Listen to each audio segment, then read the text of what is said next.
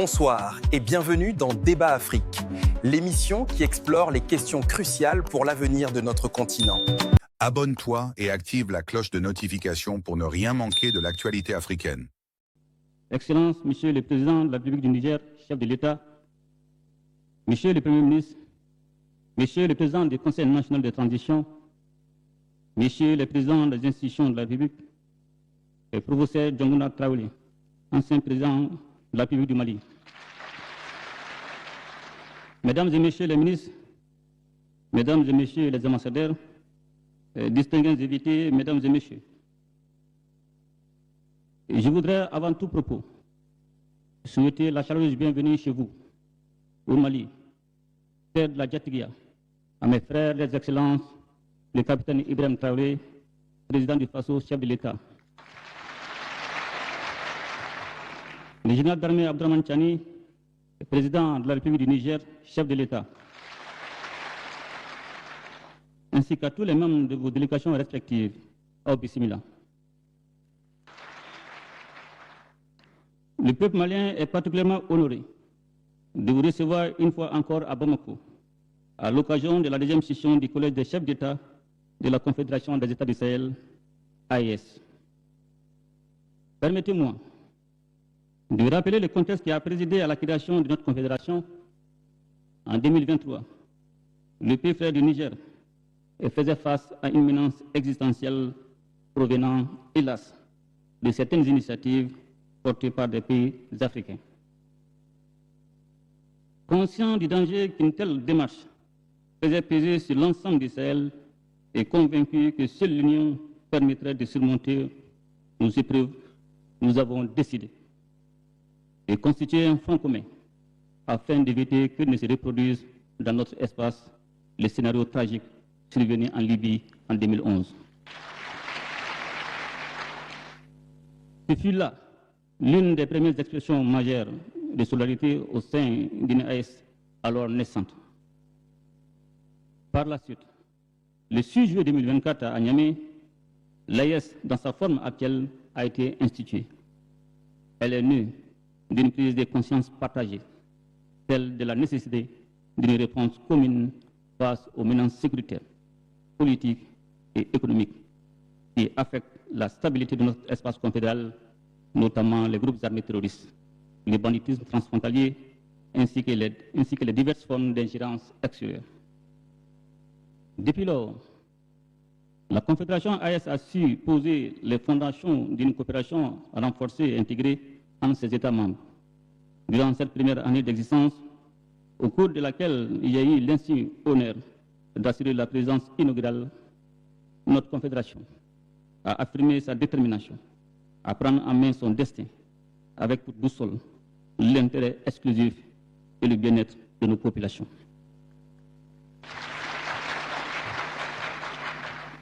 Je tiens à cet égard à saluer l'engagement sans faille de nos vaillantes populations confédérales qui ont très tôt compris les enjeux de notre combat et nous ont accompagnés par des actes concrets.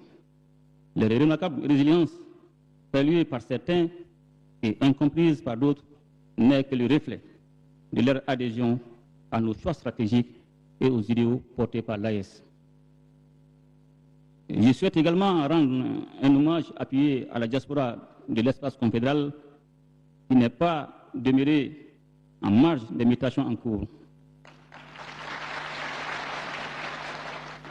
Elle s'est mobilisée par des actions de sensibilisation, de contribution et de soutien autour des objectifs de notre confédération.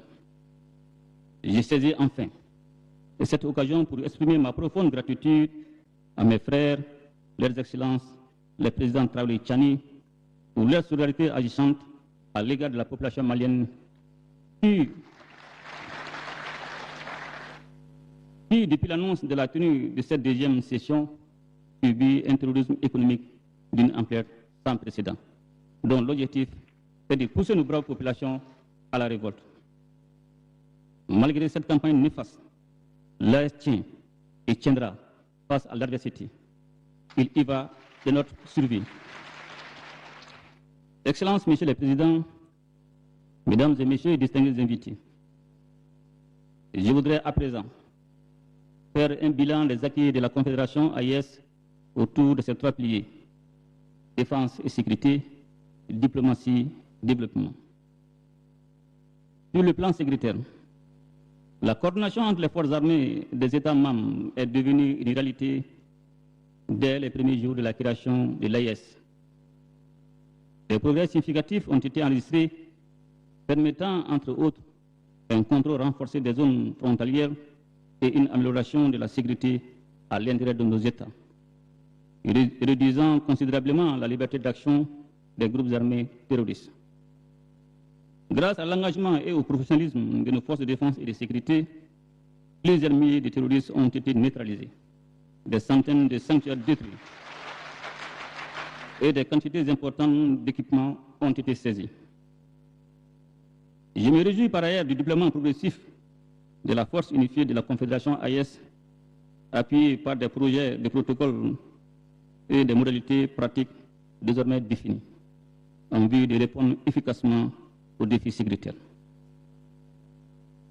Notre Confédération demeure résolument engagée à développer ses propres capacités militaires et sécuritaires en consolidant la force unifiée AES et en renforçant la coordination interarmée.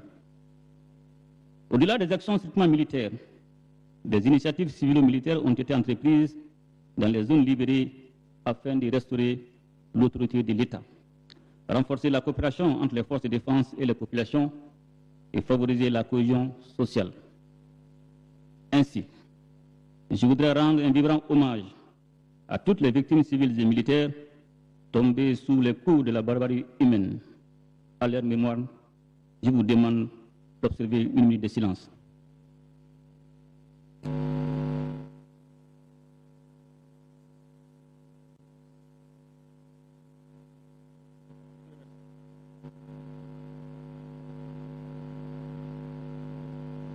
Excellences, Monsieur le Président, Mesdames et Messieurs les distingués invités, sur le plan diplomatique, la Confédération AES a émergé dans un environnement géopolitique complexe, marqué par les retours des rapports de force, les jeux d'influence et les tentatives d'ingérence.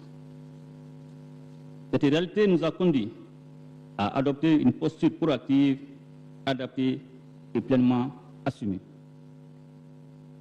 Grâce à la cohérence de ses positions et à l'efficacité de son action, la Confédération AES a progressivement su s'imposer sur la scène régionale et internationale en tant qu'entité. Plusieurs États et organisations internationales comprennent désormais que l'AES constitue un interlocuteur incontournable dans le Sahel. Pour la présidence malienne, les mécanismes de concertation diplomatique institués par les chefs d'État ont permis l'expression de positions communes sur divers sujets d'intérêt partagé, notamment au sein des organisations et instances internationales. La diversification de nos partenariats, y compris avec les puissances émergentes et les organisations internationales, contribuera à renforcer davantage le positionnement géopolitique de l'espace AES. Je remercie à cet égard les partenaires sincères et fiables qui ont compris l'essence de notre combat et ont fait le choix responsable de nous accompagner.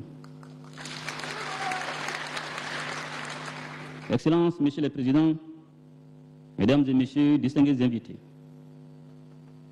sur le plan du développement, notre espace,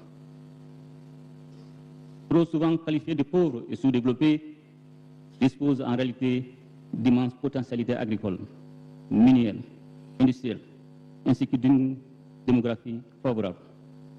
Notre ambition est de bâtir un développement harmonieux fondé sur l'exploitation souveraine de nos ressources au profit exclusif de nos populations et sur la valorisation de notre patrimoine culturel. À cet effet, des initiatives structurantes ont été engagées, notamment la création de la Banque confédérale pour l'investissement et le développement, dotée d'un capital initial de 500 milliards de francs CFA. ainsi que la mise en place du prélèvement confédéral qui constitue des leviers majeurs de financement de nos projets. La télévision AIS que nous venons d'inaugurer contribuera au renforcement des liens entre nos populations et la lutte contre la désinformation dont notre confédération fait l'objet depuis sa création. Excellences, Monsieur le Président, Mesdames et Messieurs, distingués invités, dans le même esprit, une centrale d'achat des produits de première nécessité est en cours de création afin de mieux prendre en charge les besoins fondamentaux de nos populations. Par ailleurs, afin de faciliter la libre circulation des personnes et des biens dans notre espace, des documents de voyage tels que le passeport AIS, la carte biométrique AIS ont été mis en circulation. L'avenir de notre confédération en matière de développement économique et social est porteur d'espérance, car nous avons su définir et mettre en œuvre des politiques visant à garantir la souveraineté sur nos ressources et sur nos choix économiques. Comme perspective, la poursuite des sentiers d'importants projets d'infrastructure pour le désenclavement interne et externe de la Confédération AIS sont en cours de réalisation, à savoir une compagnie aérienne, une autoroute et un chemin de fer reliant Bamako, Niamey, Ouagadougou.